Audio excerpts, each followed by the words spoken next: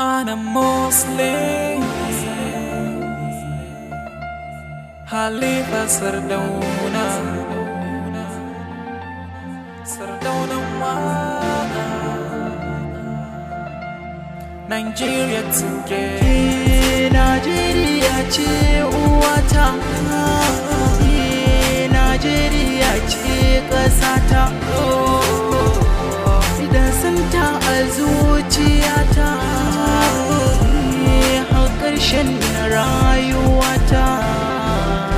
Nigeria will survive, democracy will continue. We're gonna be glad. After all the hardship we go through, one day it will be a story. Harmony will restore Nigeria. One day, one time, Nigeria will be like Saudi Arabia, and we will get rid of poverty. One day, Nigeria will be like United States of America. We accept, we accept, we accept no defeat. Nigeria ce uwata, Nigeria ce kasata.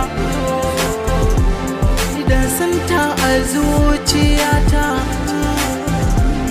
har ƙarshen rayuwata.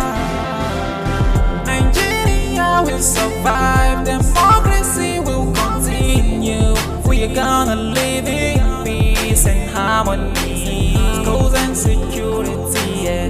Finance, hospitality, technology, agriculture. If we believe, one day, one time, Nigeria will be like United Kingdom, and we will get rid of poverty. One day, Nigeria will be like Sweden and Singapore. We accept, we accept, we accept no defeat. Nigeria mu zama uwa daya, Nigeria mu zama uba daya. Mu haɗa kan mu tamkar tsintsiya, sai mu zama ba kamar mu a duniya. Yo, I pledge to Nigeria, my country, to be faithful, loyal, and honest. I serve Nigeria with all my strength to defend her unity, yeah, and uphold her honor and glory. So help me God. I pray Nigeria should be more than everything we think one day. Nigeria ce uwata, Nigeria ce kasata.